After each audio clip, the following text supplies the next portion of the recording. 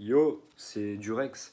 Alors aujourd'hui on se retrouve pour une nouvelle vidéo, comme vous l'avez vu dans le titre, la critique sur Star Wars 3, la revanche des Sith, que j'ai juste là. Voilà le petit film. Donc du coup, avant de commencer la critique, petit teasing pour une vidéo sur la fin de l'été, qui devrait arriver vers la fin de l'été, vu que je devrais faire beaucoup de vide-grenier cet été. J'aurai une avancée sur ma collection. Voilà, parce que j'ai commencé une collection de films, donc voilà, pour l'instant j'en ai 6. Valeur de mes achats, du coup, 18 €.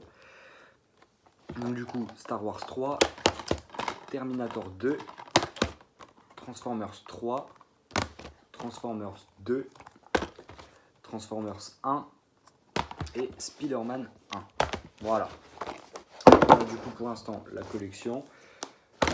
Donc du coup voilà, je pense que je ferai un petit point et puis peut-être même aussi pas que acheter des films, mais acheter aussi des trucs sur les univers, comme des figurines, pourquoi pas. Les figurines Transformers, ça m'étonnerait, mais des figurines Spider-Man ou Terminator, pourquoi pas. Donc je décale ça là et on va commencer tout de suite avec la critique du film. Donc du coup, Star Wars 3 sorti en je ne sais pas quelle année, je ne peux pas vous dire, voilà, parce que là j'ai pas mes notes avec moi. Donc voilà, donc réalisé par George Lucas, film de science-fiction aventure. Donc comme d'habitude, on va commencer par les points positifs, bien évidemment. Donc en point positif, qu'est-ce que je pourrais donner, parce que là, c'est une vidéo test un peu. Voilà, vu que c'est un film, voilà, un peu. Enfin, je suis pas un grand fan de la saga, c'est juste mon préféré de la saga. Donc voilà, j'ai même pas vu le 8 et le 9, ni Rogue One, ni Solo, Star Wars Story. J'ai vu aucun de ces films. Donc voilà, je suis pas un immense fan, donc pourquoi pas faire une vidéo de test un peu sans texte. Donc, au niveau des points positifs, bien évidemment, il y a la musique qui est légendaire, hein, que ce soit la musique des Sith ou la musique des Jedi, ou juste la musique du film de base, qui est vraiment bonne. Euh, Certains personnages, bien évidemment, sont attachants, voilà, d'autres beaucoup moins. Euh, Non, en vrai, il n'y a même pas de personnages qui sont. Enfin, là, dans ma tête, là, j'ai pas de personnages qui sont pas attachants, en fait. Donc, voilà, donc on va dire juste des personnages attachants. Désolé hein, si je cherche mes mots, mais ça fait longtemps que j'ai écrit la critique, donc voilà. L'histoire, voilà, c'est. Allez, on se remet. Waouh. Donc, du coup, l'histoire du film, qui est assez cool. Voilà, on s'embarque assez facilement dedans, même si voilà, j'avais déjà vu le film, je connaissais déjà la fin. Mais franchement, c'est assez cool. Voilà, l'histoire est vraiment bonne. Par contre, petit reproche à faire, pas au film, mais à la saga, du coup. C'est vraiment dommage que le 4, 5 et 6 soient sortis avant le 1, 2 et 3. Pourquoi? Tout simplement parce que le twist de la fin du 3 est du coup prévisible puisqu'on sait qui est Dark Vador. On sait que c'est Anakin. Donc du coup, pendant tout le film, tu le sais. Tu le sais. À l'époque, les gens qui étaient fans des Star Wars qui sont sortis en premier le savaient en fait. Ils savaient que Anakin allait heel turn, tout simplement. Donc bah c'est voilà, c'est vraiment dommage parce que le twist pour des gens, par exemple, je regarde pas mal de vidéos de gens qui réagissent à des classiques du cinéma pour la première fois. Voilà, j'ai 17 ans, j'ai vu. Enfin, je vois des gens l'année dernière, ils ont 30 ans, ils n'ont jamais vu Terminator 2, ni Terminator 1. Enfin, ils n'ont vu aucun Terminator, aucun Star Wars. Ils voient même pas les Spider-Man. Enfin, je ne comprends pas.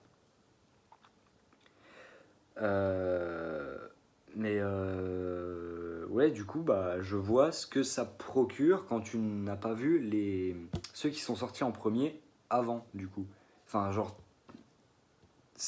t'as pas vécu le truc à l'époque, et bah tu sais pas. Moi, je me souviens que, que j'avais pas été si choqué que ça, parce que j'avais déjà un œil pour analyser les personnages.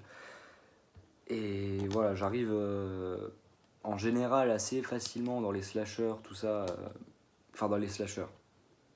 Genre dans des films un peu type slasher avec des tueurs masqués.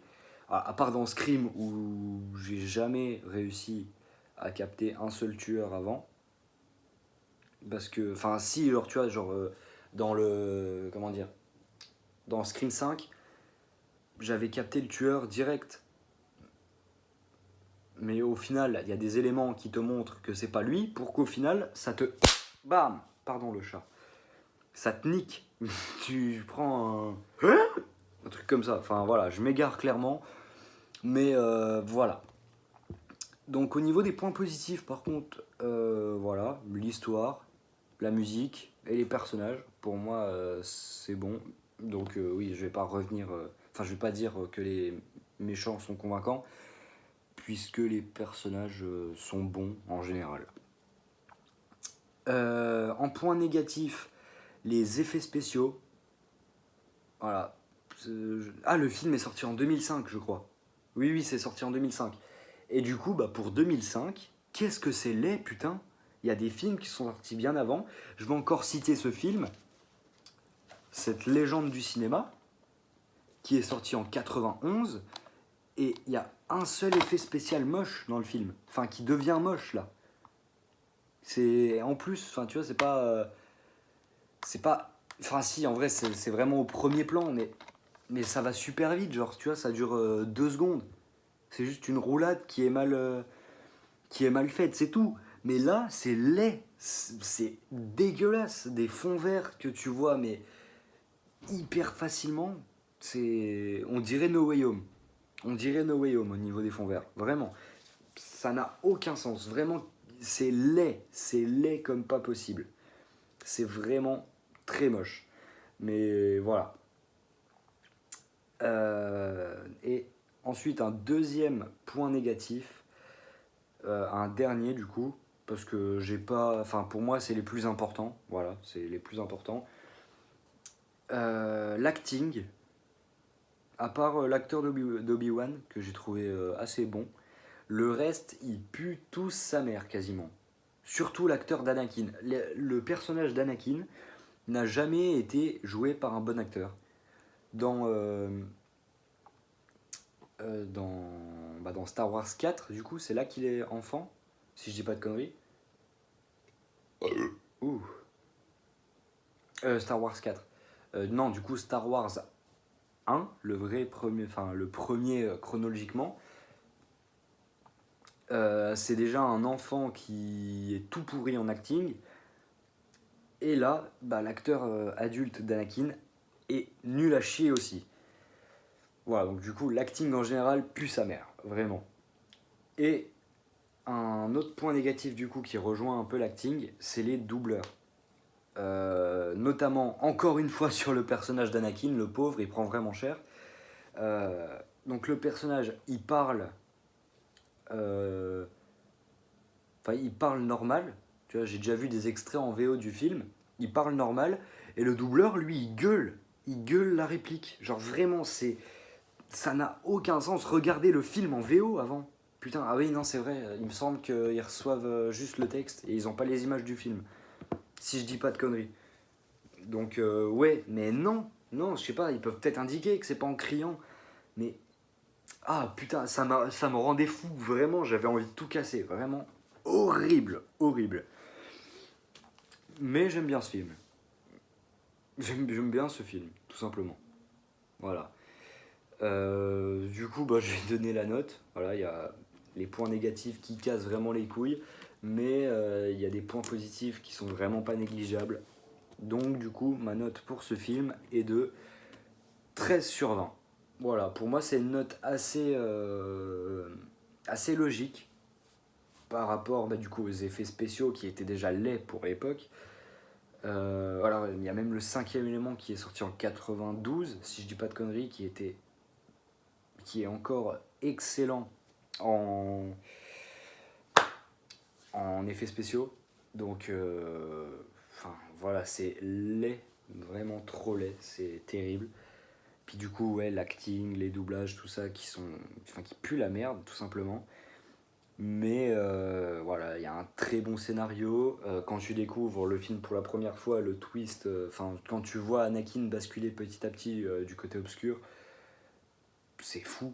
C'est fou. Et puis t'as le combat entre Obi-Wan et Anakin qui est triste. C'est vraiment triste. Hein. Ça me fait penser à une scène de Cobra Kai. D'ailleurs, si vous n'avez pas vu cette série, je vous la conseille vivement. Elle est exceptionnelle. Mais voilà, il y a un combat entre père et fils à un moment. Le fils qui est en train de virer du côté obscur. Donc voilà, ça ressemble assez à Star Wars du coup. Parce que si on compare Anakin si on se dit que Anakin c'est le fils d'Obi-Wan, voilà, il y a un peu une relation fraternelle mais aussi père-fils. Au final, ça se ressemble pas mal. Et c'est des scènes qui. Je dirais pas, c'est pas des scènes crève-cœur non plus, mais c'est des scènes qui sont, on va dire légèrement dures à voir. Enfin, c'est une scène qui est forte quand même. Tu vois, c'est son frère, enfin, il a coupé les jambes de son frère, de son élève, de son fils, on va dire. Donc, voilà, c'est. Ouais, voilà. En tout cas, voilà, j'ai plus rien à dire sur ce film. Du coup, proposez-moi d'autres films. Voilà. Ah bah attendez, vu que j'ai les films à côté de moi, je vais vous montrer des films sur lesquels je pourrais faire éventuellement une critique. Donc, tout d'abord, Terminator 2, dites-moi dans les commentaires si vous voulez une critique. Spider-Man, dites-moi dans les commentaires si vous voulez une critique. Et la trilogie Transformers. Voilà, donc dites-moi si vous voulez une critique là-dessus. Et je la ferai avec plaisir, tout simplement. Enfin, je les ferai avec plaisir. Du coup, les gars, je vous dis à la prochaine pour une nouvelle vidéo. C'était Jurex. Au revoir, un coup.